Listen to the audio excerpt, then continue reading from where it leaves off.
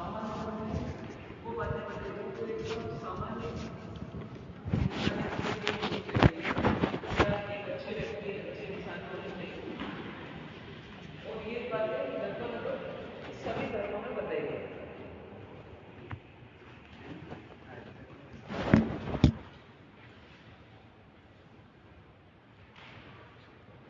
तो सामान्य धर्म के अंतर्गत सभी वो बातें जो कि एक इंसान होने चाहिए, अच्छे इंसान होने चाहिए, वो बातें बताई गई और वो सभी धर्मों में बताई गई लगभग। विशेष धर्म के अंतर्गत वे बातें बताई गई जो जैन धर्म के द्वारा बताई गई है और उसमें फिर अणुव्रत, महाव्रत आदि सब चीज़ें आती हैं। तो अभी बात चल रही सामान्य धर्म की। सामान्य धर्म को 35 बिंदुओं से बताया गया, जिसको 35 मार्गानुसारी के गुण भी कहते हैं। इनमें तीसरा गुण है शिष्टाचार प्रशंसा। शिष्टाचार प्रशंसा मतलब क्या कि पहली स्टेज में अपन अभी स्वयं शिष्ट नहीं बन सकते, लेकिन कम से कम शिष्ट पुरुषों की प्रशंसा हमारे मुख से होनी चाहिए। ये इतनी क्वालिटी हमें डेवलप करना। अब शिष्ट पुरुष किसको बोलते हैं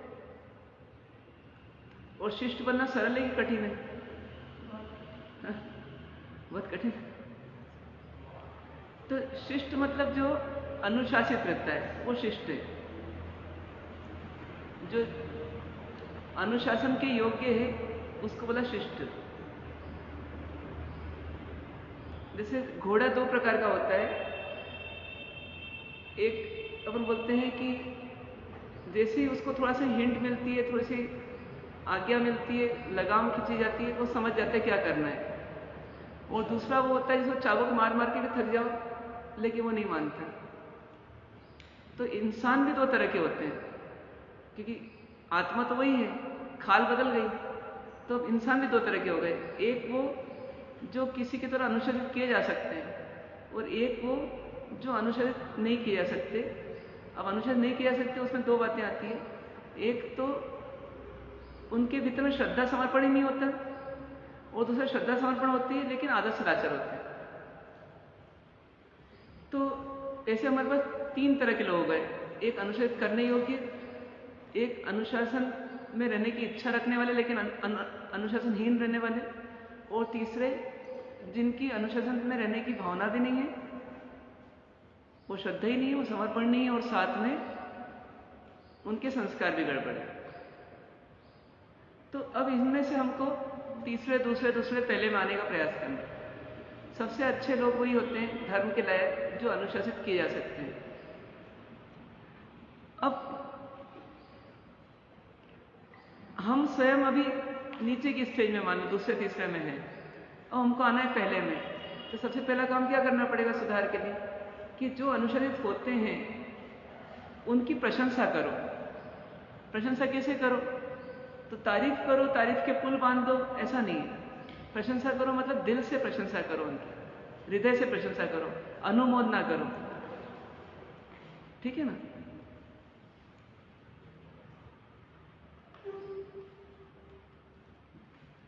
अब यहां पर बताइए शिष्ट किसको बोले? अपन ने जाना ही, पर शिष्ट किसको बोले?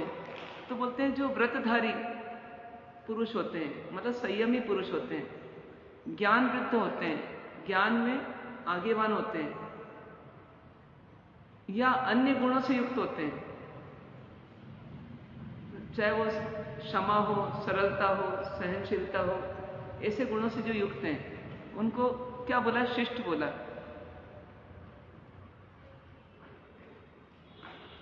उन पुरुषों की सेवा करना, उन पुरुषों ने क्या करना? अपने को सेवा करना, और सेवा के द्वारा फिर क्या करना? उनसे शिक्षा प्राप्त करना। मतलब शिष्ट पुरुषों से हमारा संबंध कैसे बनेगा? तो उनकी सेवा करेंगे और सेवा के साथ फिर हमको शिक्षा प्राप्त होगी। सही है तरीका? इसलिए जो हिंदू धर्म है ना, उसमें शिक्षा प्राप्त करना इतना आसान नहीं है। गुरु के पास रहकर के गुरु की सेवा करो, गुरु के परिवार की सेवा करो, उनके बर्तन मांजो, उनके खाना बनाओ, उनके कपड़े धो, उनका सब करो, और फिर बदले में थोड़ी थोड़ी छन छन करके शिक्षा लो। और अपने यहाँ क्या हो गया सिस्टम कि आओ बैठो शिक्षा लो, मतलब ये हमारा सिस्टम हो गया है। पर ये सिस्टम किसके लिए अहितकारी है? गुरु के लिए कि शिष्य के लिए? शिष्य के लिए अहितकारी है। उसको लगेगा कि मेरे को ज्ञान फटाफट मिल गया या मिल जाए, और मिल भी जाएगा, लेकिन ज्ञान मिलने के बाद भी काम नहीं आएगा, उस ज्ञान पर वो जी नहीं पाएगा, उसको तकलीफ आएगी जीने में। तो कभी कभी क्या होता है, हमको लगता है बस ज्ञान मिला और हम जिए, पर ज्ञान को जीने के लिए एक पात्रता चाहिए। वो पात्रता आएगी अनुशासन से, सेवा से, शिष्ट पुरुषों की प्रशंसा से, उनके प्रति समर्पण से।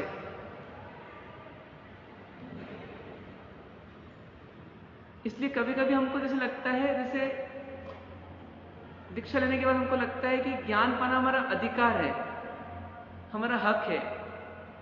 कभी कभी ऐसा लगता है। गुरु को समय देना ही चाहिए या बड़ों को समय देना ही चाहिए, तो कभी कभी ऐसा लगता है ये हमारा अधिकार है। तो है अधिकार कि नहीं है? तो वास्तव में अधिकार नहीं है। अधिकार का भाव जहां आएगा तो वहां क्या होगा, फिर समर्पण, अनुशासन, शिष्टता, ये चीजें नहीं आ पाएगी। और जब ये नहीं आएगी तो फिर हमको ज्ञान प्राप्त होने पर भी उपयोगी नहीं बन पाएगा। सही बात है कि तो अधिकार है कि नहीं? जैसे गौतम स्वामी को लगा कि भगवान महावीर सबको तो भेज रहे हैं मोक्ष, वो मेरे को ही नहीं भेज रहे हैं, तो उनका अधिकार बनता था कि नहीं बनता था? अरे उन्हें उनके लिए सब कुछ छोड़ा, पद, प्रतिष्ठा, प्रसिद्धि, परिवार सब छोड़ा, तो उनका अधिकार था कि नहीं था? नहीं था।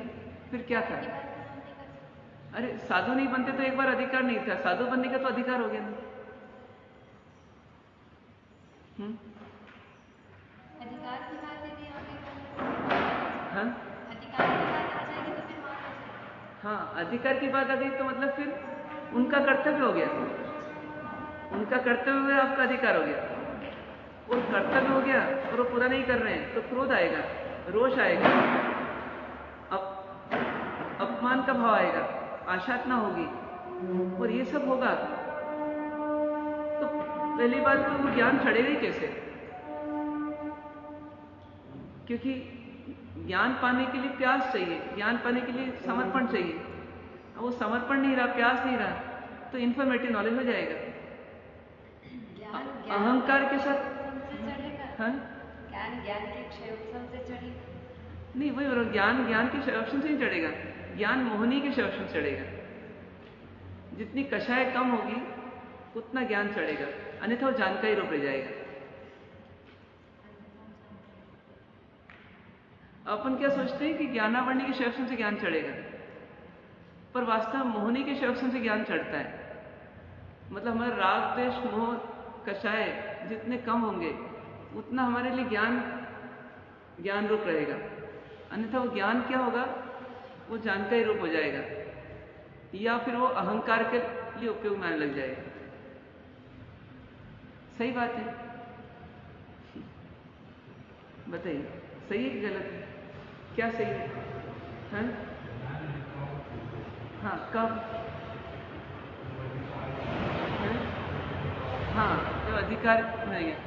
अरे यहाँ तो शिष्य बनना है ना, तो अधिकार ही पहले छोड़ना पड़ेगा।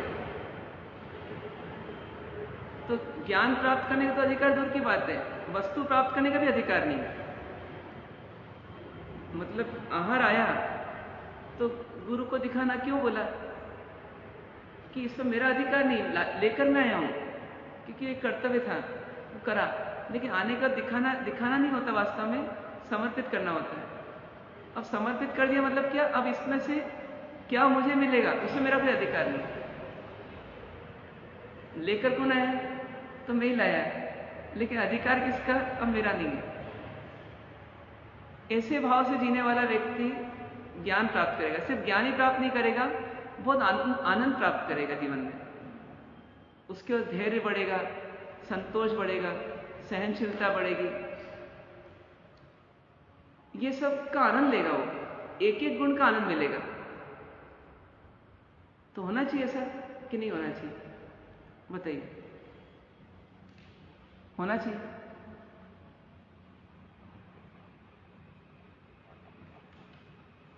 जैसे मान लीजिए कि कोई महाराज साहब मिले और बहुत आपको लगे कि अरे इन्होंने बहुत ज्ञान प्राप्त कर लिया, अनेक ग्रंथ पढ़ लिए, और आपने 3 साल में कुछ भी नहीं पढ़ा, बहुत गिनी चुनी चीज पढ़ी, तो कंपेयर करोगे कि नहीं करोगे? कंपेरिजन होगा कि नहीं होगा? नहीं होगा कि नहीं होगा? होगा कि नहीं होगा? कंपेरिजन होता है कि नहीं होता है? जैसे मान लो किसी से मिले तो उनसे कोई तुलना होती कि नहीं होती अपनी, कि अपन कहाँ वो कहाँ, होती कि नहीं होती? होती। आपको होती। अब होने के बाद पता पड़ा कि अपन ने तो कुछ ज्ञान ही नहीं प्राप्त किया, उन्हें बहुत ज्ञान प्राप्त कर लिया, बहुत सारी पुस्तकें पढ़ ली, बहुत सारे ग्रंथ पढ़ लिए, भाषा पढ़ ली, अपन नहीं पढ़ा, तो अपने मन में क्या भाव आएगा? है? हमारे गुरुजी ने नहीं पढ़ाया, हमारे गुरुजी ने नहीं पढ़ाया, यही आएगा ना कि नहीं आएगा? है? अब ये आया है तो क्या हो गया? हमको ये क्यों नहीं आया कि मैंने नहीं पढ़ा? हमको आना क्या चाहिए? मैंने नहीं पढ़ा। जब पढ़ने के पहले क्या भाव आता है, आपका नहीं बोल रहा, पढ़ने के पहले क्या होता है, ऐसा लगता है कि गुरुजी मुझे पढ़ाए, और पढ़ने के बाद क्या लगता है, मैंने पढ़ा। जैसे पीछे बात है क्या, धर्म संग्रह ग्रंथ पढ़ते समय क्या आएगा कि गुरुजी को पढ़ाना चाहिए, और पढ़ने के बाद क्या आएगा, 10 साल बाद कोई पूछेगा धर्म संग्रह पढ़ा है आपने? हाँ मैंने पढ़ा है। उसमें गुरुजी याद नहीं आएंगे कि उन्होंने मेरे को पढ़ाया था। तो ये जो है ना, ये अहंकार रहता है अपने अंदर का। तो ये अहंकार के बीज यदि अंदर रहेंगे और ज्ञान मिलता गया तो फिर क्या हो जाएगा, वो ज्ञान के साथ अहंकार शक्कर की तरह मिलता रहेगा, और दोनों मिल जाएंगे तो वो जो चीज बनेगी वो हमारे काम तो कभी नहीं आएगी, दूसरे काम आ सकती है, वो दूसरे काम आ सकती है, वो ज्ञान दूसरे काम आ सकता है, पर अपने काम नहीं आएगा। क्यों नहीं आएगा? क्योंकि जब लक्ष्य था ना, तो लक्ष्य ही स्व गुणों का विकास नहीं था। स्व गुणों का विकास होता था जब गुरु ने नहीं पढ़ाया तो धैर्य गुण का विकास करते, सहनशीलता का विकास करते। अब वो तो किया नहीं, अब ज्ञान प्राप्त कर लिया और अहंकार साथ में, और अहंकार तारीफ मांगता है, तो तारीफ, अब पहले अहंकार आया किसके प्रति, हक के प्रति, अधिकार के प्रति, मुझे पढ़ाओ। अब अहंकार किसके प्रति आ जाएगा कि अब लोग मुझे सुने, लोग मेरी तारीफ करें। तो अल्टीमेटली अहंकार ने सब गड़बड़ कर दी, ज्ञान प्राप्ति की प्रक्रिया को भी बिगाड़ दिया, और ज्ञान प्राप्ति के पश्चात उस ज्ञान का उपयोग नहीं होने दिया स्वयं के लिए। तो ये जो दिक्कत है, इसके लिए एक ही तरीका बताया गया कि पहले अहंकार निकालो। तो मेरा अधिकार नहीं है, मेरी प्यास है, मेरी प्रार्थना है, मेरी याचना है कि मुझे ज्ञान दे दें, आपकी कृपा होगी। ऐसे भाव के साथ परमात्मा से, गुरु से, रत्नाधिक से, या साधु भगवान से, साधु भगवान से, या वडिलों से हम ज्ञान ले लें, तो क्या होगा, जब वो ज्ञान मिलेगा तो उसकी वैल्यू भी समझ में आएगी। शिष्य यदि स्वयं योग्य हो और स्वयं से कोई ग्रंथ का यदि अध्ययन करे तो फिर क्या करे, लेकिन वो माने कि इसमें भी इनडायरेक्ट मेरी पर कृपा गुरु की है, कि बहुत सारी बातें डायरेक्ट ग्रंथ से नहीं मिलती, कहीं सुनी गुरु मुख से, या कहीं देखी, या उन्होंने मेरे को ये व्यवस्था दी कि मैं पढ़ सकूं, उन्होंने लोगों को संभाला और मुझे पढ़ने की सुविधा दी, तो डायरेक्टली इनडायरेक्टली, या उन्होंने मेरे शरीर की व्यवस्था कर दी, अब मेरे लिए काम, और काम से फ्री कर दिया घर वालों ने, तो मैं पढ़ पाया, क्योंकि अब घर के कर्तव्य से मुक्त हो गया और यहाँ के कर्तव्य से मुक्त हो गया, कि ठीक है गोची लाना है, ये करना है, वो करना, और बाकी तो मेरे को अपना करना है। तो जो बर्डन वाला काम है वो कुछ नहीं है। तो ये भी इनडायरेक्टली कृपा किसकी है?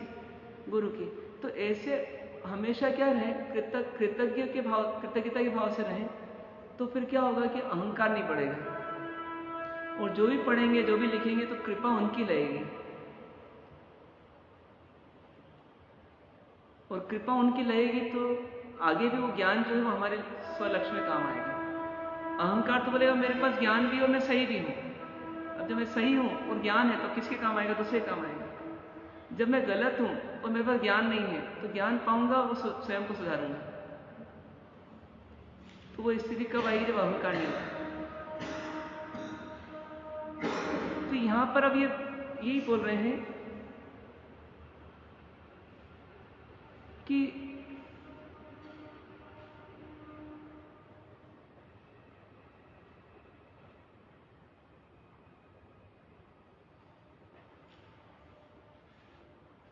अभी जो शिष्ट व्यक्ति है वो क्या करता है कि व्रतधारी, ज्ञान वृद्ध, गुणवान, इनकी सेवा करता है।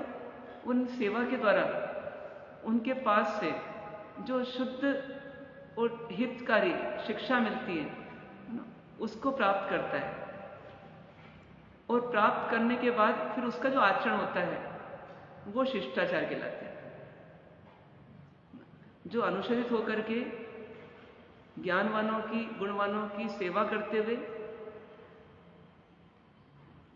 शुद्ध शिक्षा प्राप्त करता है, धीरे धीरे करता है भली, और उसके आधार पर उसका आचरण अच्छा होता है, उस आचरण को बोला शिष्टाचार। ठीक है ना। अब ये शिष्टाचार जो है इसमें क्या क्या ध्यान रखता है वो, ये शिष्टाचार कैसा होता है? तो कुछ एग्जाम्पल दिए, 17-18 एग्जाम्पल्स होंगे लगभग। ये एक बोलते हैं लोकापात का भय। अब उस शिष्टाचार वाले व्यक्ति में क्या जाता है? तो लोकापात का भय होता है। लोकापात किसको बोलते हैं? कि जो लोक आचार है उससे हट करके करने में उसको भय आएगा। लोकाचार जो है, संसार में जो मान्य आचार है, समाज में जो मान्य आचार है, उस आचरण से हट करके, उस आचरण का उल्लंघन करके कार्य करने में भय आएगा। जैसे एक लोकाचार है कि बड़ों के सामने अपने को मुजोरी नहीं करना, मान लो, ठीक है ना। अब ये लोकाचार है, बड़ों के सामने हमको जवाब सलाब नहीं करना। लेकिन यदि ऐसा करने की नौबत आने लगेगी तो उसको भय आएगा, डर लगेगा, अरे मैं गलत कर रहा हूं, लोग देख लेंगे, ये भय नहीं है।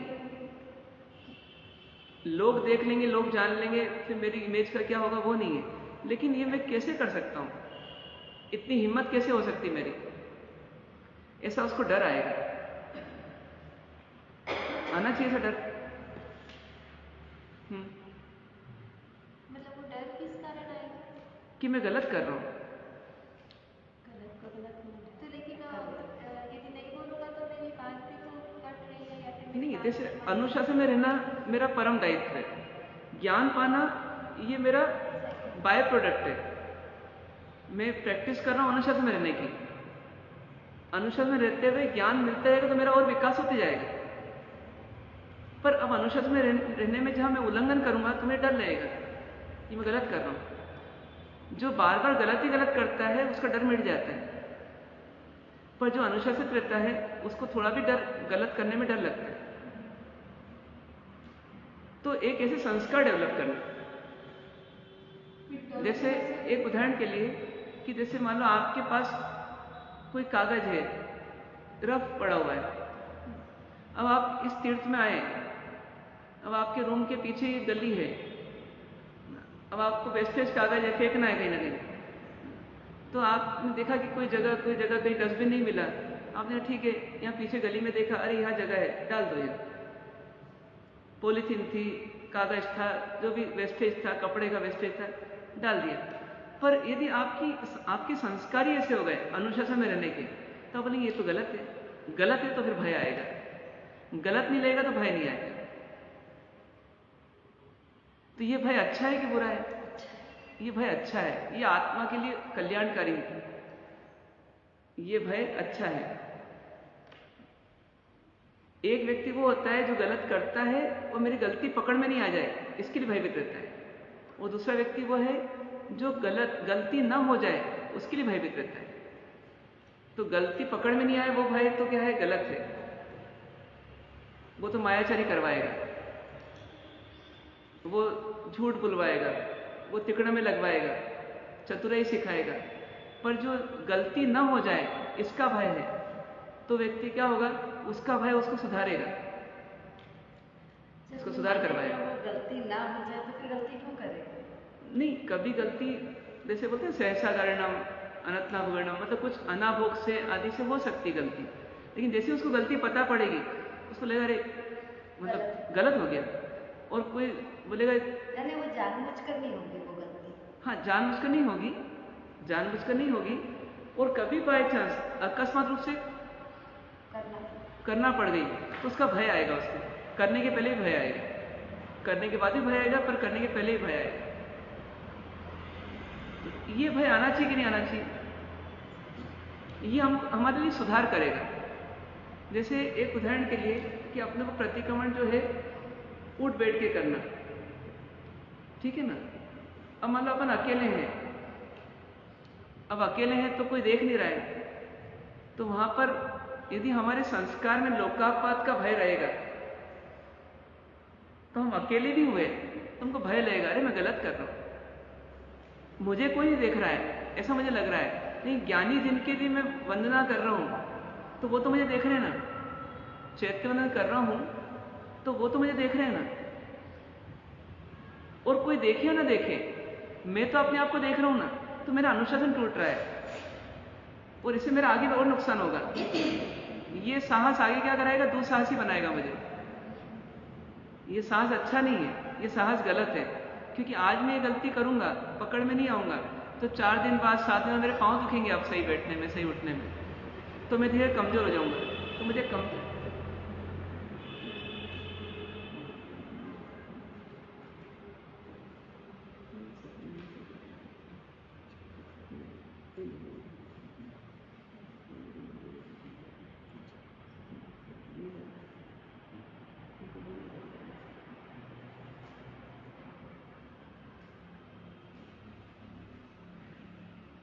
तो ये भय अच्छा है, मतलब ये नहीं तो ये भय यदि नहीं होगा ना तो हमारा साहस बढ़ते जाएगा और धीरे हमारे को अपाधि उत्सर्ग लगेगा। उत्सर्ग मतलब सामान्य लगेगा, और सामान्य लगेगा तो फिर हम कभी सुधर नहीं पाएंगे। अपन देखें पुरानी आदतें जो बिगड़ गई अपनी, वो क्यों बिगड़ी। पहली बात तो अपन मानते नहीं कि हमारी आदत बिगड़ गई, तो ये भी एक प्रॉब्लम है कि क्यों नहीं मान पाती हमारी आदत बिगड़ी हुई है। कि हमने इतनी प्रैक्टिस कर ली उसको सही मानने की, हमारे अहंकार ने सही मनवाने की इतनी प्रैक्टिस करा दी कि अब हमको लगता ही नहीं कि वो गलत है। हमको लगता ही नहीं कि वो गलत है, हम गलत है। हम अपने आप को लोक में गिनेंगे या लोक अलग चीज है, जैसे जो पर है वो लोक है, हम भी लोक में आएंगे। नहीं, लोगों की निगाह में तो गलत नहीं करना चाहते, लेकिन अपनी निगाह में तो क्या है। हाँ, नहीं, लोकापात बनाया किसके लिए, लोकाचार बनाया किसके लिए गया? लोगों के लिए। नहीं, लोगों के लिए नहीं, हमारे लिए। बहुत सोच समझ करके हमारे ज्ञानी जनों ने, पूर्वजों ने लोकाचार बनाया। लोगों के सामने अपने को अपना आचार हाँ, सही रखना। बराबर, ये लोक संज्ञा हो गई, एक लोक संज्ञा हो गई और एक लोकाचार हो गया। तो लोकाचार जो बनाया ना वो तो हमारे हित के लिए बनाया गया। यदि आज हमको ये समाज नहीं मिलता, सामाजिक व्यवस्था नहीं मिलती, तो हम जानवर ही होते। पर आज हम क्यों गर्व से कहते हैं हम मनुष्य हैं, हम श्रेष्ठ प्राणी हैं, सर्वश्रेष्ठ प्राणी हैं, क्योंकि हमको बस लोकाचार मिला। जब हम जन्मे थे तब तो हम नग्न नहीं घूमते थे, फिर हमको कपड़े पहनना क्यों सिखाया गया? किसने सिखाया? ये लोकाचार ने सिखाया।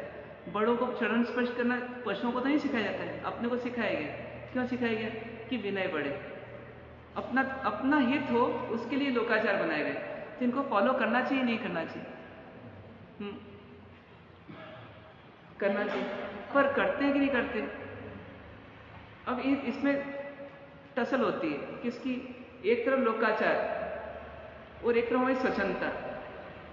तो स्वच्छंदता बोलती है कि बंधन में मत रहो, खुले होके जियो। मेरे को दबना नहीं है, मेरे को झुकना नहीं है, मेरे को अंकुश में नहीं रहना है। और लोकाचार इनडायरेक्टली क्या है? एक अंकुश है, एक प्रतिबंध है।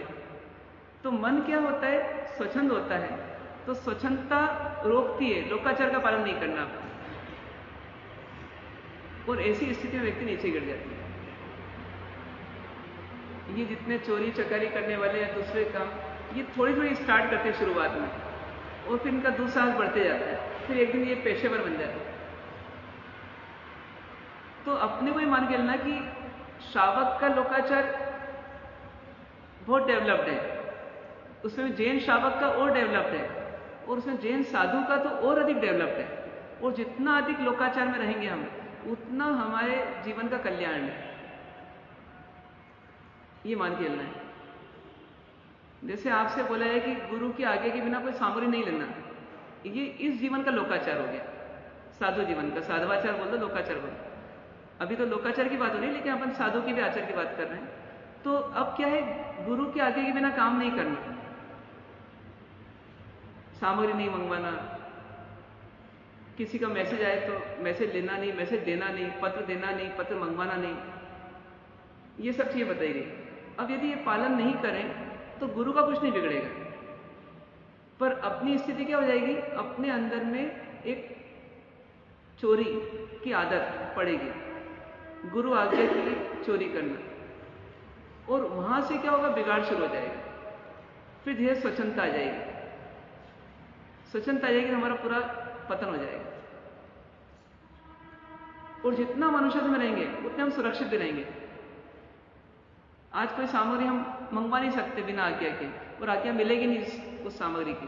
क्या होगा?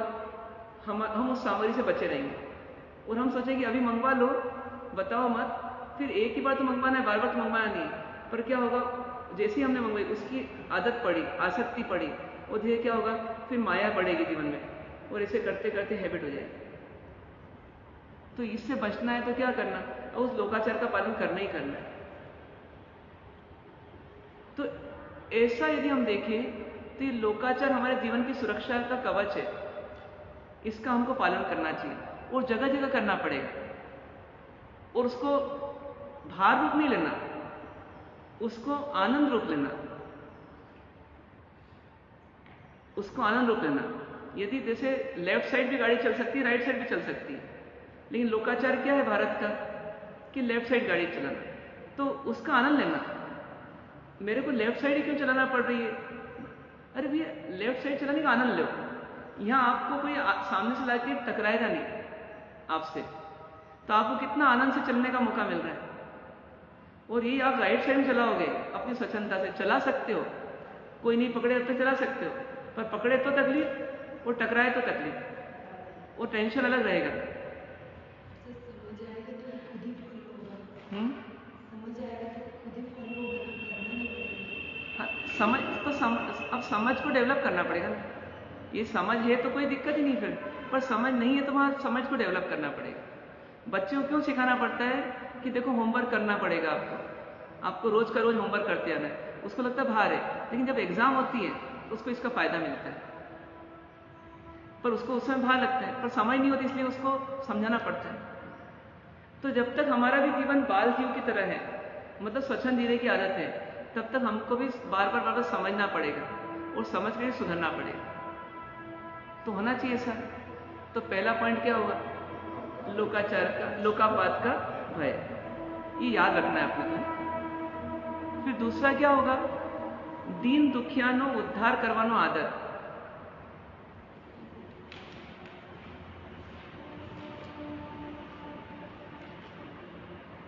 मतलब अपन शॉर्ट में बोले तो दीन दुखियों के प्रति दया।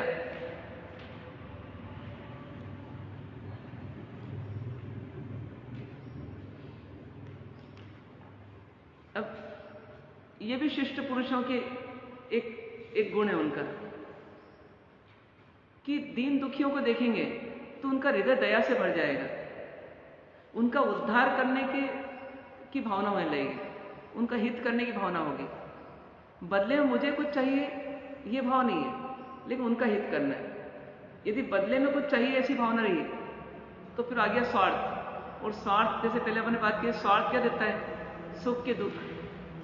तो स्वार्थ दुख देता है, स्वार्थ दुखी करेगा, कि जब तक स्वार्थ की पूर्ति नहीं होगी तब तक दुख रहेगा, भार रहेगा। और जब देना है मेरे को तो उसमें स्वार्थ नहीं है और भार भी नहीं है, दुख भी नहीं है।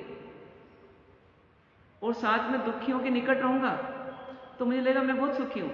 साइकोलॉजिकली मुझे क्या लगेगा? मेरे पास बहुत कुछ है, बहुत कुछ है, तो मैं आनंद में रहूंगा। अभी क्या है, अपन अपने जो उपलब्ध साधन है उन्हीं का आनंद नहीं ले पा रहे। क्यों? क्योंकि अपन क्या माने, मेरे पास बहुत कम है, कमी है, मेरे पास ये नहीं, मेरे पास वो नहीं। और ये कमी को देख देख के अपन दुखी हो रहे हैं।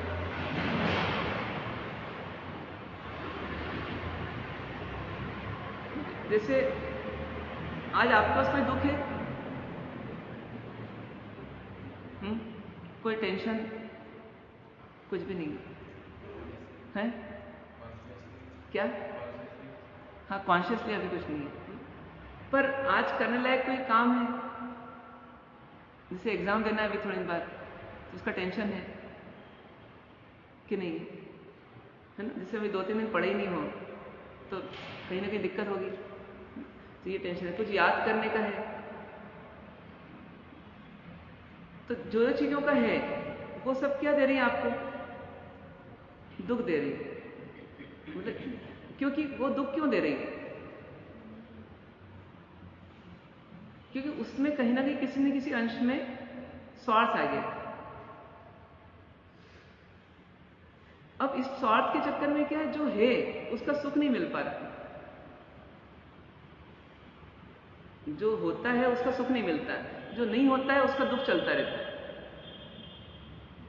जैसे अभी आपकी एक एग्जाम हो गई, उसका सुख भी चल सकता है कि मतलब 4 पेपर तो हो गए मेरे, एक ही पेपर बचा है, और एक पेपर का दुख भी हो सकता है।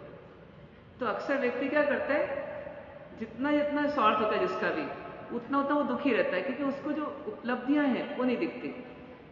ऐसे ही क्या है, हमारा पुण्य का उदय हमको नहीं दिखता, लेकिन जब हम दीन दुखियों के पास रहेंगे, उनकी सेवा करेंगे, तो क्या होगा, उनका दुख दिखेगा, और उनका दुख दिखेगा तो हमको हमारा सुख भी दिखेगा, और हमारा सुख दिखेगा तो हमारे अंदर में जो चिंताएं हैं, भार है, टेंशन है, वो कम होंगे। इसलिए दीन दुखियों की सेवा करने के पीछे भी अपने ही स्वार्थ है कि इनकी सेवा करने के साथ अपने को सुख से जीने की आदत पड़ती, कला आती, दृष्टि बात है।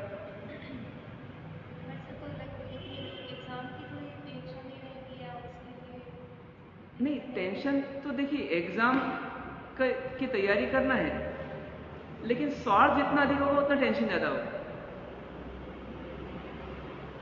जैसे एक उदाहरण के लिए कि मान लो कि ये अगली क्लास में हो, दूसरे मार्च तक उनको कहा जाए कि आप पढ़ करके इनको पढ़ा दो, इनकी एग्जाम है। अब वो भी उतने ही पढ़ेंगे और उल्टा पढ़ाएंगे भी, और इनको फिर पढ़ना है। अब दोनों में टेंशन किसको ज्यादा होगा? है? हाँ, जिसको पढ़ना उसको भी होगा, जिसकी परीक्षा है उसको भी होगा। ज्यादा किसको होगा? है? काम पढ़ाने वाले में ज्यादा करना है, पर टेंशन पढ़ने वाले में ज्यादा। क्यों? हाँ, रिजल्ट की अपेक्षा है। अब काम तो वो भी कर रहे हैं, वो डबल काम कर रहे हैं, पर उसको भार कम है। तो भार कौन देता है? तो भार कोई काम नहीं देता, भार देता है स्वार्थ, दुख देता है स्वार्थ। स्वार्थ कम हो जाए तो अपेक्षाएं कम हो जाएगी, अपेक्षा कम हो जाएगी तो काम करते रहो, काम करो और अपेक्षा कम करते हुए जियो, तो स्वार्थ कम हो जाएगा तो दुख कम हो जाएगा। उतना ही काम होगा, उतना ही काम होगा, उसी क्वालिटी से काम होगा, सब कुछ वैसे ही होगा, लेकिन निश्चिंतता के साथ भी हो सकता है। निश्चिंतता हमको आलसी नहीं बनाती, निश्चिंतता हमारे से स्वार्थ को निकाल रही है, अपेक्षाओं को निकाल रही है। जो इच्छा ओवरफ्लो हो रही है, जो चिंता में बदल रही है, उस उतनी अनावश्यक इच्छा को निकाल रही है। तैयारी, जैसे मैं अच्छे से अच्छा प्रयास करूंगा, लेकिन कुछ प्रैक्टिकल फैक्टर्स हैं, कभी तबीयत खराब हो सकती है मेरी, कभी ग्रुप के कोई काम आ सकते हैं विशेष, कभी हो सकता है कि एग्जाम ही पोस्टपोन हो जाए या प्रीपोन हो जाए, या पेपर कठिन आ जाए, या हो सकता है कि मेरी उसमें बुद्धि काम नहीं करे, पेन चलते चलते बंद हो जाए, ऐसे बहुत सारे फैक्टर। हो सकता है मेरा कोर्स पूरा नहीं हो पाए, मैं पूरा प्रयास करूंगा तो भी नहीं हो पाए। हो सकता है पढ़ाने वाले ने बोला है मैं पढ़ा दूंगा, लेकिन हो सकता है कि उनकी तबीयत खराब हो जाए, वो किसी कारण से नहीं पढ़ा पाए। बहुत सारी चीजें हैं। तो मेरी एक तैयारी हो कि मैं प्रयास करूंगा अच्छे से अच्छा, लेकिन अब फेल भी हो सकता हूं, फेल भी हो सकता हूं, फिर अगली बार ट्राई करूंगा, वापस ट्राई करने में ईमानदारी रहूंगा, लेकिन फेल हो सकता हूं, अनेक कारण है। तो जो भी रिजल्ट आएगा मुझे एक्सेप्ट है। तो परिणाम में सजगता, प्रयत्न में सजगता और परिणाम में सहजता। जैसे एग्जाम की तैयारी करते करते समझ आ गई कि 5 दिन बचे और आंसर में तबियत ठीक नहीं पड़ा। हाँ। अब दिख रहा है कि जो हाँ। है वो नहीं। हाँ। और इसमें मेरा एक ऐसा प्रश्न है व्यक्तिगत कि इसमें चलते हुए पुरुषार्थ में तो अपन को जितना अपन बहस कर सकते हैं, या फिर नहीं बहस करेंगे नहीं, जैसे बचपन में क्या होता था, अपन गेम खेलते थे लूडो का, हाँ। व्यापार खेलते थे, अपन हार गए तो गेम बिगाड़ देते थे। हाँ। ऐसे करते हाँ। थे। एक वो तरीका है अपने हार को नहीं स्वीकारने तो अपना गेम बिगाड़ना। एक ये तरीका है कि भाई हम खेलेंगे पूरा आखिर तक। हाँ। और हारने वाले पता ही चला गया कि हार जाएंगे, लेकिन फिर भी हम गेम नहीं बिगाड़ते, आखिर तक पूरा खेलते हैं। हाँ। तो वैसे ही एग्जाम का मान लो ऐसे कोई फैक्टर आया पास, तो हाँ। हमें क्या करना चाहिए? मतलब यार फैक्टर आया तो उसमें और रास्ते क्या निकल सकते हैं, और अल्टरनेट क्या हो सकता है, और क्या सॉल्यूशन निकल सकता है, मतलब ये बोले कि मैं एग्जाम ही नहीं देगा, मेरी तैयारी नहीं, तो ये तो सबसे ज्यादा रॉन्ग होगा। हाँ, ये गलत हो गया, क्योंकि हम ट्राई तो कर सकते हैं। बिल्कुल ट्राई करो, बेस्ट पॉसिबल ट्राई करो, लेकिन वर्स्ट पॉसिबल के लिए तैयार रहो। रिजल्ट वर्स्ट पॉसिबल आ सकता है, जो कल्पना नहीं की वैसा आ सकता है, इसके तैयार रहो। धांधली हो गई वहां पर, जिसको अपन सुधार नहीं सकते, अपनी रीच के बाहर है, ठीक है, अब होगी तो अपन अगली बार ट्राई करेंगे, क्यों टेंशन पाले इतनी, किस किस को सुधारेंगे दुनिया में। तो अपन अपनी तरफ से बेस्ट पॉसिबल जो अपने एंड पे कर सकते हैं, अपने अधिकार में जो हो सकता है वो अपन कर लें। दूसरे से हम अति अपेक्षा न करें, और इवन अपने आप से भी अति अपेक्षा न करें। कभी कभी ऐसा भी होता है कि अपने आप से भी अति अपेक्षा करें। अब जैसे मेरे को 5 गाथा 20 साल पहले याद हो जाती थी 1 घंटे में, अब मैं अपेक्षा करूं क्योंकि मेरे को याद तो वही है, तो मैं अपेक्षा करूं मेरे को अभी 5 गाथा होनी चाहिए, तो नहीं होगी। ऐसा भी हो सकता है, चेंज होता रहता है। तो जो हो सकती है वर्तमान में उसमें बेस्ट कर लूं। मैं इधर उधर का सोच रहा हूं वो चेंज कर लूं।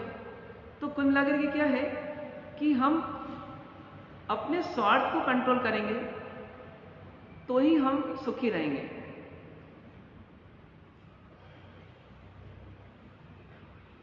जस्ती के बाद स्वार्थ से मतलब अपनी सोच, अपनी इच्छा, अपनी इच्छा, अपनी अपेक्षा, निस्वार्थ होकर के आनंद लेने का प्रयास करें। कुल मिलाकर के निस्वार्थता का आनंद लें। ऐसा लगना चाहिए निस्वार्थता में आनंद है। अब स्वार्थ सिर्फ वस्तु का ही नहीं होता, छोटी छोटी चीजों का भी हो सकता है।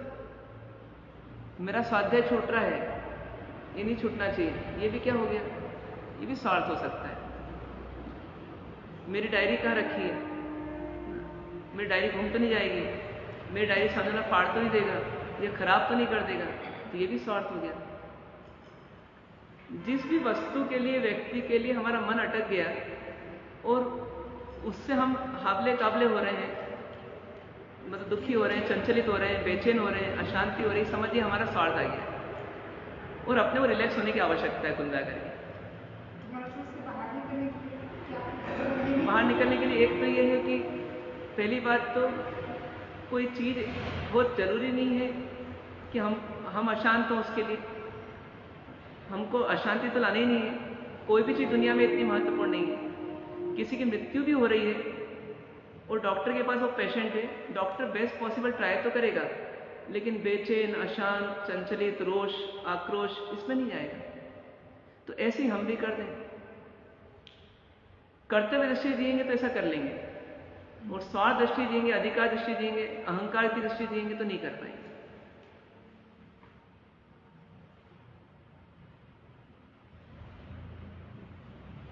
इसमें कोई क्वेश्चन?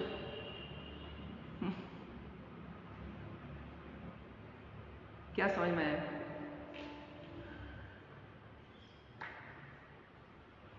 क्या समझ में आया?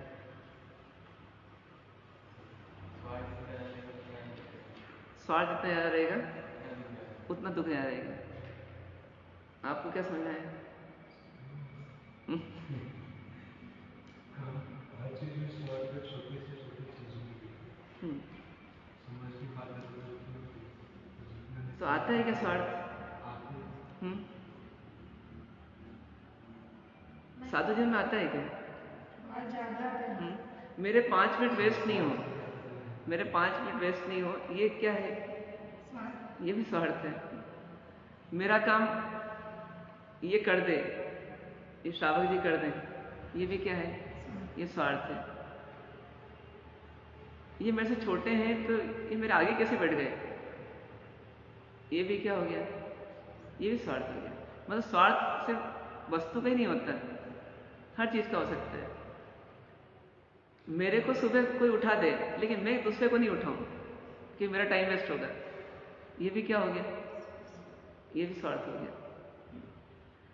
मेरा काम मैं कर लूं पर दूसरे का काम तो नहीं कर पाऊंगा, ये क्या हो गया? ये स्वार्थ हो गया। तो ऐसा नहीं मानना कि हमने वर्षीदान दे दिया एक दिन वरघोड़े में तो हमारा स्वार्थ खत्म हो गया। मतलब दिखने वाली चीजों का स्वार्थ कम हो गया थोड़ा, और नहीं दिखने वाली चीजों का बहुत सारा बढ़ गया।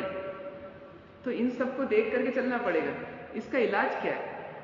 अब तत्व घुसता नहीं, क्योंकि अभी तत्व की वो भी पात्रता नहीं है। तो फिर एक ही तरीका है बस कि दीन दुखियों की सेवा करने में आगे बढ़ो। और दीन दुखी ऐसे नहीं कि जो रोगी है, व्याकुल है, आकुल, ऐसा नहीं।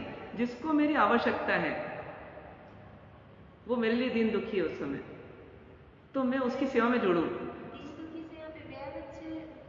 ऐसे तो व्यावज लिया, पर यदि उसको थोड़ा व्यापक करके देखें अपन, तो फिर जिसको मेरी जरूरत है, जिस भी रूप में जरूरत है, उस रूप में पूरा करूं।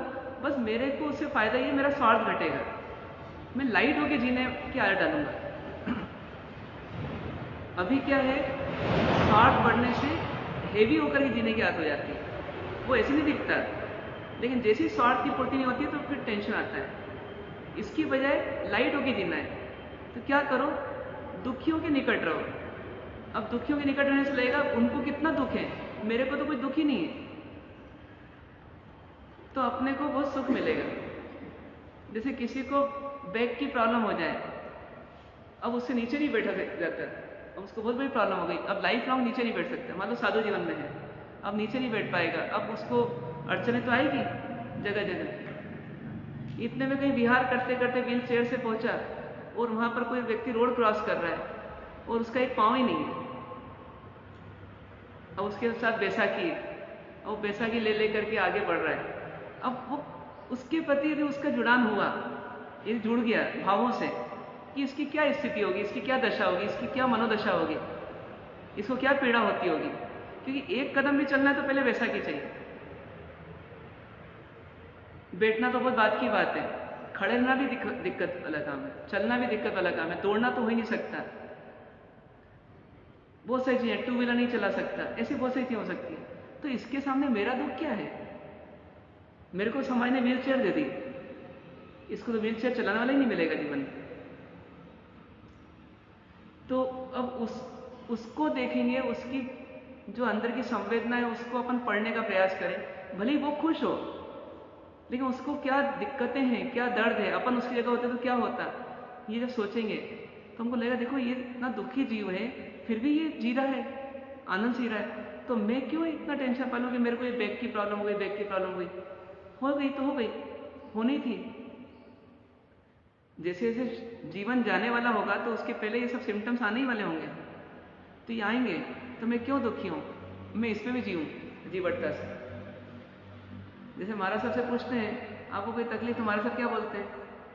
नहीं, कोई तकलीफ नहीं। मेरा तो पैर जाने ही वाला था, तो कम से कम वो इतना बच गया ना। तो पॉजिटिव पार्ट को देखेंगे तो सुखी रहेंगे, और नेगेटिव पार्ट को देखेंगे तो दुखी रहेंगे।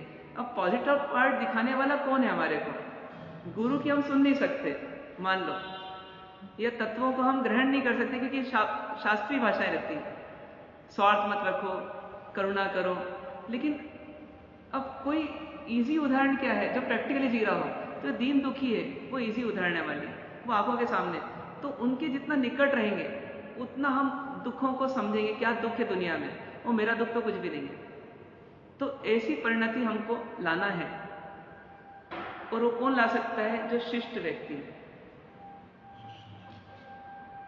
जैसे एक आता है उदाहरण कि एक राष्ट्रपति थे अमेरिका के, तो वो जा रहे थे, तो जाते जाते एक वृद्ध व्यक्ति ने उनको सैल्यूट किया, मतलब सैल्यूट किया मतलब अपनी कैप हेड निकाल करके और उनके सामने झुका। तो ये तो गाड़ी में थे, ओपन गाड़ी थी उस समय, 100-150 साल पहले की बात। तो ओपन गाड़ी में जा रहे थे। अब जाते जाते जैसे ही इन्होंने देखा तो ये भी खड़े हुए, इन्होंने भी अपनी हेड निकाली और उसको विश किया।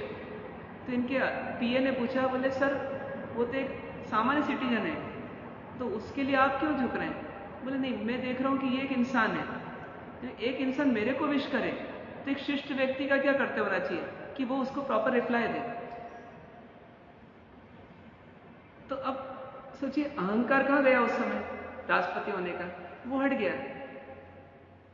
तो ऐसी हम भी क्या है, कितने ही पुण्य का उदय क्यों ना हो, लेकिन दीन दुखियों का अनादर ना करें और उनके हित के लिए जो कर सकते हैं अपनी सेवा करें। इससे हम शिष्ट बनेंगे, नहीं तो हम अशिष्ट हैं।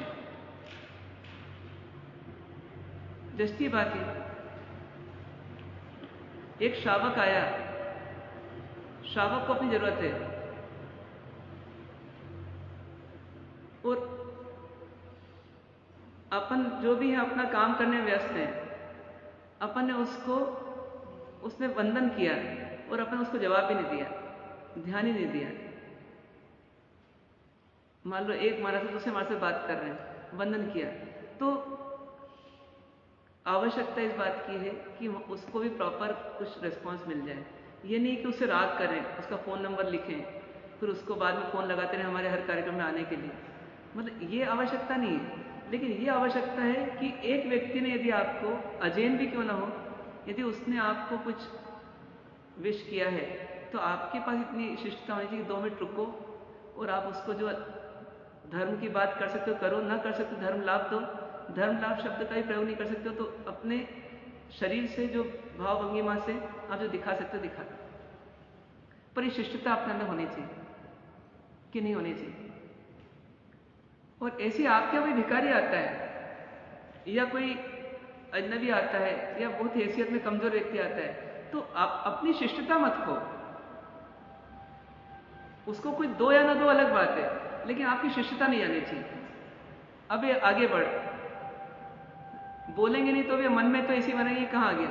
इसकी वजह एक इंसान आया था, मेरे को योग्य माना था इसलिए आया था, अब मैं इतना योग्य नहीं हूं कि उसको कोई दे सकता हूं, तो भी कम से कम उसको प्रेम से विदा तो कर सकता हूं। ये स्वभावगत होना चाहिए, ये स्वभावगत होना चाहिए। ये किसी मौका को देख करके नहीं होना चाहिए, मौका परिस्थिति के रूप में नहीं होना चाहिए, ये सहज होना चाहिए। और इसमें अपना क्या जाता है, अपने सद्गुण ही बढ़ेंगे इसमें। पर ये कब होगा, वापस वही वाली बात है कि स्वार्थ घटेगा तब होगा। स्वार्थ हमें अंधा बनाता है, बोलते हैं ना, स्वार्थी व्यक्ति अंधा हो जाता है स्वार्थ में। तो अंधा इसी रूप में आता है कि क्या उचित है क्या अनुचित है उसको सोच नहीं पाता।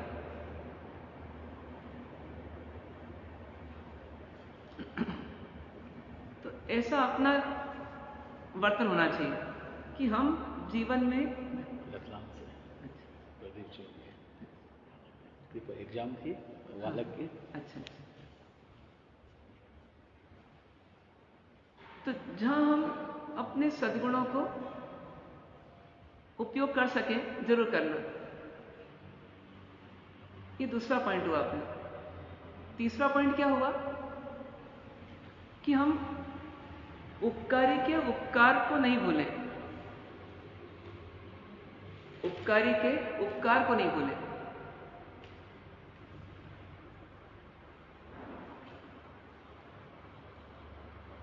किसी रत्नाधिक ने अपने को पढ़ाया, अब उसका उपकार कब तक नहीं भूलना? जीवन भर नहीं भूलना। अब कभी कभी क्या हो जाता है, उसी रत्नाधिक से झगड़ा हो जाता है, क्लेश हो जाता है। और सोचो कि उसके ऊपर आपने क्या चला दी, तलवार चला दी एकदम उसके हृदय पर, क्योंकि जिस खुशी से उसने आपको कुछ सिखाया होगा, समझाया होगा, अब जैसे ही आपने कुछ भी किया गलत व्यवहार, तो उसके मन में क्या आया होगा, पॉजिटिव या नेगेटिव आया होगा? एक सामान्य इंसान मान के चलो आप उसको भी, तो क्या आया होगा? नेगेटिव। तो आपने नुकसान किसका किया? पहली बात तो ये देखो, अपना स्वयं का ही नुकसान है।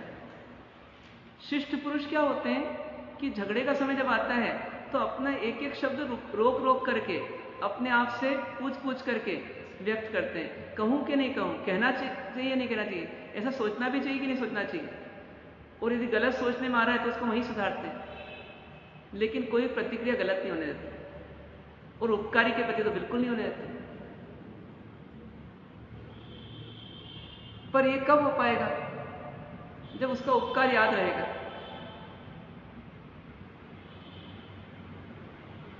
उसका उपकार याद रहेगा।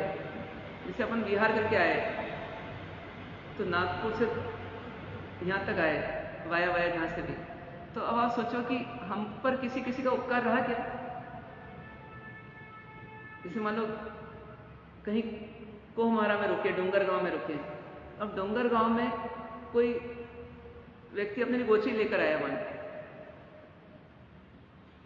अब वो दूर से आया, कितने किलोमीटर से आया होगा? मतलब गोंदिया से आया, कितने किलोमीटर से आया? कितने किलोमीटर से आया?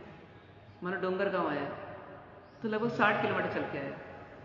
टोटल कितना? 120 किलोमीटर चला हुआ, और उसने अपना लगभग पौन दिन दे दिया। सुबह से चालू हुआ होगा उसका, और दोपहर में 3 बजे तक वो घर पहुंचा, ठीक है ना? 3 बजे तक वो पहुंचा। हमारा कर्तव्य क्या बनता है? ये हमारा कर्जा हुआ कि नहीं हुआ? ये हमारा कर्जा हुआ कि नहीं हुआ? कर्जा बढ़ा कि घटा? हमारा हक था कि हमारा कर्जा था? ये कर्जा था। अब ऐसे कर्जे हमको जीवन भर लेना है, ठीक है ना? आहार के नाम पर ही नहीं, अनेक आवश्यकताएं, वस्तु की, व्यक्ति की, सबकी आवश्यकता रहती है। तो ये सब आवश्यकताएं पूर्ति करते जाएंगे तो हमारा कर्जा बढ़ाते जा रहे हैं कि हम साधना करते जा रहे हैं?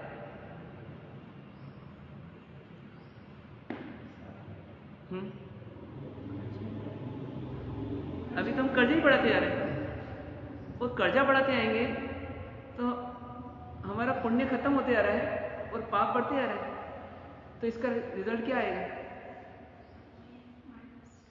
माइनस में जाएंगे, नीचे जाएंगे। अब हमको नीचे भी नहीं जाना है, तो क्या करना पड़ेगा? जो तो हाँ, वो आहार दान दे रहे हैं, हमको उनको ज्ञान दान देना। हमको पुण्य कमाने का जबरदस्त मौका मिला है, क्योंकि आहार दान देकर के वो हमारे सिर्फ एक दिन का जीवन चला रहा है। हम ज्ञान दान देकर के उसके अनंत जीवन सुधार सकते हैं, सुधारने में निमित्त बन सकते हैं। पर वो कब होगा? जब हमको लगेगा कि इस संघ का उपकार है मुझ पर, इस व्यक्ति का उपकार है मुझ पर, तो हम उसके लिए कुछ करने का प्रयास करेंगे। उसकी रुचि नहीं होगी तो भी हम क्या करेंगे? प्रयास करेंगे, हैं? पैदा करने का प्रयास करेंगे। प्रयास ही कर सकते हैं, लेकिन प्रयास ईमानदारी से करेंगे। ऐसा नहीं मानेंगे कि टाइम होगा दे दूंगा, या वो लेगा तो दूंगा। मेरा कर्तव्य है कि मेरे उपकारी को मुझे जोड़ना है। जैसे माता पिता के पास परमिशन नहीं क्यों जाते हैं दीक्षा की, कि इनका उपकार है, तो यदि ये भी आगे बढ़ते हों तो मैं इनसे पहले निवेदन करूं, मुझे दीक्षा लेना ऐसा नहीं। यदि आप भी दीक्षा लेना चाहते हैं तो पहला आप भी लीजिए, मैं आपकी सेवा करूंगा वहां पर। आप नहीं ले सकते हैं तो अब चूंकि आत्मकल्याण करने के अवसर कभी कभी मिलते हैं, कि मनुष्य जीवन मिला है तो मैं जाना चाहता हूं, आप कम से कम अनुमति दे दें। तो ये क्या भाव होगा? ये उपकारी के उपकार को नहीं भूलने का भाव है। जैसे प्रश्न होता है कि माँ बाप दुखी हो जाते हैं तो हमको शिक्षा लेने की नहीं है। अभी लगभग एक एक बेटे होते हैं या एक एक बेटियाँ होती हैं। अब वो अगर घर से उनको निकलते हैं तो माँ बाप को तो दुख होता ही है, हाँ। दिक्कत भी आती है, सब चीज़ होती है। तो ऐसा प्रश्न बार बार आता है कि माता ऐसा संयमी जीवन लेने से क्या है? हाँ, सही बात है। तो माँ बाप दुखी हैं, आप अपने कल्याण नहीं, के लिए देखिए क्या है, पहली बात जो है, उनको दुखी करने की परिणति नहीं अंदर, ना अभिप्राय है एक तो। दूसरी बात, उनको धर्म में लगाने की परिणति होनी चाहिए और उनके प्रति जो कर्तव्य उसको निभाते हुए और उनको धर्म में लगाने का प्रयास होना चाहिए बाद में। ऐसे उदाहरण आते हैं ना कि प्रतिबोध दिया जा करके उनको धर्म में लगाया। पुत्र के दो कर्तव्य हैं, एक माता पिता के शरीर की रक्षा करना और एक माता पिता की आत्मा की रक्षा करना। और सिर्फ माता पिता ये तो इस जन्म के, ऐसे अनंत जन्मों के माता पिता सब हैं। तो क्या करना? उनकी रक्षा करना। कैसे रक्षा करना? तो उनको ज्ञान दर्शन चारित्र का लाभ देना। यदि अपन ने नहीं लिया संयम तो अपन आगे भी अनंत जन्मों तक माता पिता को दुखी करेंगे नहीं करेंगे।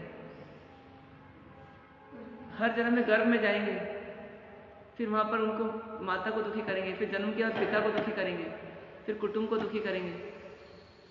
और इतना ही नहीं, हम एकेंद्रीय, बेंद्रीय, तेंद्रीय अनेक जीवों को दुखी करेंगे। तो इन सब जीवों को दुखी नहीं करना हो तो एक ही रास्ता है और वो यह है कि मुक्ति। और मुक्ति के मार्ग पर आगे बढ़ना है, इन्हें जन्म जरा मरण से मुक्त होना है, तो फिर अपने रास्ता तो एक ही है और कोई रास्ता ही नहीं। तो शॉर्ट टर्म नहीं सोचे, लॉन्ग टर्म सोचना पड़ेगा।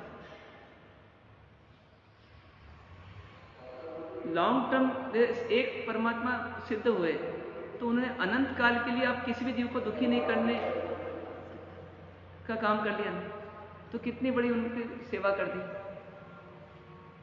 और जिन्होंने इस जन्म में हम पर उपकार किया, उनका उपकार भूलना नहीं, उनके उपकार का बदला उपकार से देना,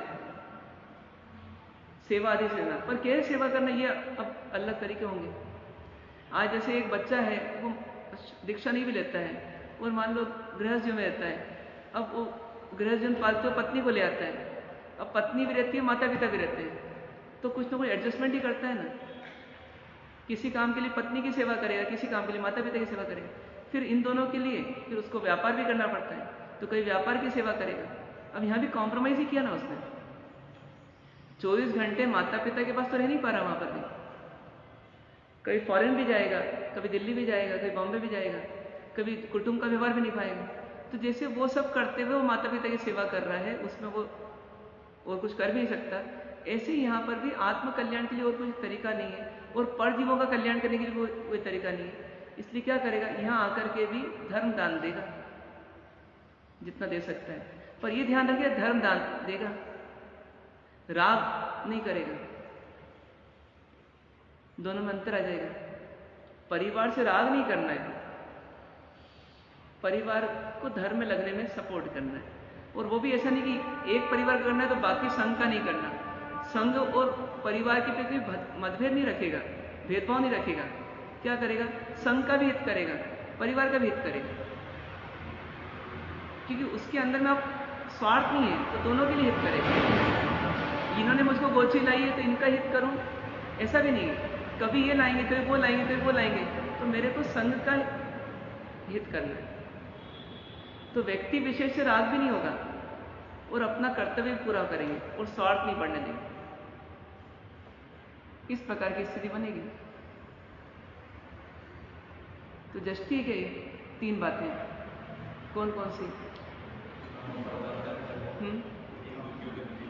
पहला तो लोकापवाद का भय होना, मतलब अपना अनुशासन नहीं खोना। दूसरा, दीन दुखियों पर दया करना। और तीसरा, उपकारी के उपकार को नहीं भूलना। तो अपन 5-5 पॉइंट बना सकते हैं तीनों में, साधु जीवन से जुड़े हुए, कि ये हम इतने 5 पॉइंट पे तो काम करेंगे। जितने पॉइंट अपन अपने चिंतन से बनाएंगे ना, बस वो अपने पॉइंट अपने शायद प्रयोग में आ सकेंगे। कौन कौन उपकारी है? 5 बिंदु, भले उस पर ग्रुप कर दो, कोई दिक्कत नहीं, तो उनको फील करो। लिखना ही नहीं है, बुद्धि का उपयोग करके नहीं लिखना, फीलिंग करना, इनका उपकार है। जैसे इन्होंने दीक्षा ली तो इनका उपकार आपके ऊपर हो गया, और आपने जन्म दिया तो आपका उपकार इनके ऊपर हो गया। दोनों का उपकार याद रखना पड़ेगा ना। अब कभी आपके मन में यह भाव आए कि मतलब क्रोध आ जाए, तो आपको ध्यान रखना पड़ेगा मैं आज जो भी हूं किसकी बदौलत हूं? इनकी बदौलत। और इनको क्या सोचना, आपको क्या सोचना, यदि इनकी धर्म भावना नहीं होती तो शायद मेरी भावना नहीं होती, तो इनका उपकार है। फिर इनका है तो इनका है कि नहीं आपके ऊपर? इनका क्या उपकार है? नहीं, इनका क्या उपकार है? हाँ, एक्सीडेंट हुआ तो सेवा की है ना, तो ऐसे उपकार हुए। इनका क्या उपकार? अभी ये सबका उपकार करने से क्या होता है, शॉर्टकट निकल जाता है। तो अपने को क्या करना पड़ेगा, एक एक को फोकस करना पड़ेगा। 4 को सही फोकस कर लेंगे ना 40 हो जाएंगे। फिर वो भावना पैदा हो गई, तो भावना पैदा करना है खास तो, वो भावना पैदा होनी चाहिए, फिर अपने आप वो काम होएगा। किसी उपकारी के उपकार को याद करके हमारा हृदय द्रवित हो जाना चाहिए, हृदय पिघल जाना चाहिए, कषाय निकल जाना चाहिए, दोष दृष्टि निकल जाना चाहिए, कठोरता निकल जाना चाहिए उसके प्रति। कहीं वो कुछ चाहे, वो मांगे और हम नहीं दें, ऐसी नौबत नहीं आए, इतनी भावना पैदा हो जाना चाहिए कि इसने मुझ पर उपकार किया है, तो जब ये कोई मांगेगा या इसको जरूरत होगी, मुझे पता पड़ जाएगा, तो मैं इसकी मदद करूं। तो ऐसे परिणति से जीना। अपन साधु जन में आ गए ना, तो बहुत सारे लौकिक काम नहीं कर सकते, कोई बात नहीं, पर परिणति तो ऐसे रखना ना अंदर में, ऐसी निर्मलता तो रखना अंदर में। जैसे बीच में बात आई थी ना कि दान दे नहीं सकते धन का, लेकिन दया तो रख सकते हैं, तो दया भाव तो रखना। तो ऐसी उपकारी के प्रति उपकारी के उपकार को नहीं भूलना, ये भावना हमारे हमेशा रहनी चाहिए। दूसरा जो कुछ कर रहा है वो माने कि मेरी ड्यूटी है, पर हमको क्या मानना है, उसका उपकार है। जैसे संजय भैया को कुछ बोला, इन्होंने काम कर दिया, तो ये उनकी ड्यूटी नहीं है, ये मुझ पर उपकार है, ये दृष्टि आनी चाहिए। जब उपकार की भावना होगी ना, जैसे आप आए, मान लो आपको रूम दे दिया मान लो, तो उनकी ड्यूटी है क्या, तो ड्यूटी मानेंगे तो फिर मजा नहीं आएगा, स्वार्थीपना नहीं जाएगा। क्या मानना है, उनका उपकार है। ड्यूटीज तो बहुत सारी थी उनकी, सब ड्यूटी छोड़ करके एक ड्यूटी पूरी की उन्होंने, मेरे को रूम दिया। ड्यूटीज तो बहुत सारी थी, रोज के 10 काम बनाते, 10 में 4 ही पूरे होते हैं, बाकी तो रह जाते हैं। तो वो काम भी कर सकते थे, लेकिन नहीं, उन्होंने क्या किया, मेरे को रूम दिया, तो मेरे ऊपर उपकार है उनका। तो ऐसे उपकारी के छोटे बड़े सब उपकारों को क्या करना, याद रखना। अपन पिता है जैसे, तो पुत्र का भी हम पर उपकार है। ऐसा नहीं मानना कि हम पिता है तो हमारा उपकार है, पुत्र का भी उपकार है, पुत्र वधू का भी उपकार है, ऐसा मानना। तो ऐसा मानेंगे तो क्या होगा, अंदर से दोष दृष्टि जाएगी, कटुता जाएगी, कोमलता बढ़ेगी, और यही तो पात्रता चाहिए। इस पात्रता के बिना हमारा आत्मकल्याण संभव नहीं है। फिर वही वाली बात है, ज्ञान हो जाएगा, चारित्र में संयम आ जाएगा, लेकिन काम नहीं होगा जो काम करना है। तो कुल मिलाकर के सार यही है कि 3 बातों को हमको 5-5 पॉइंट बनाना, और उसकी फीलिंग्स बढ़ाना, चिंतन इतना करना कि भावना बने वो, और आगे हमारे वो प्रयोग में आता रहे, ऐसा प्रयास करें। ओम शांति।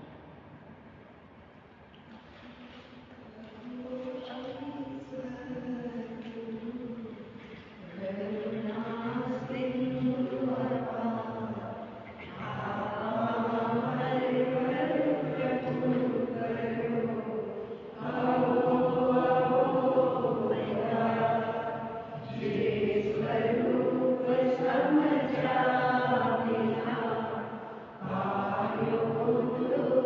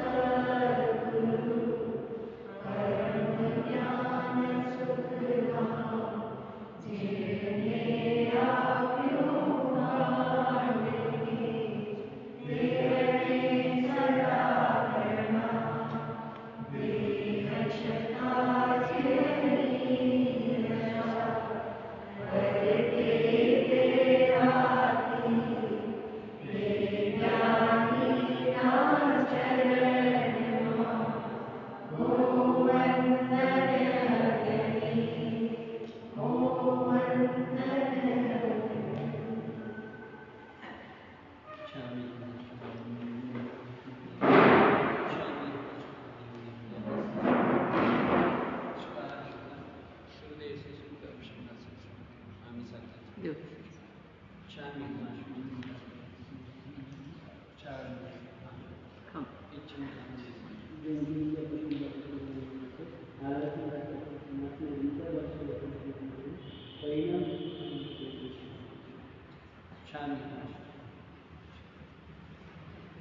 मंगलम भगवान मंगलम गौतम प्रभु मंगलम श्री भद्राजय चंद्रमोस्त मंगलम सर्व मंगल मंगलम सर्व कल्याण कारणम प्रधानम सर्वधर्माणम जैनम जयति शास्त्रम।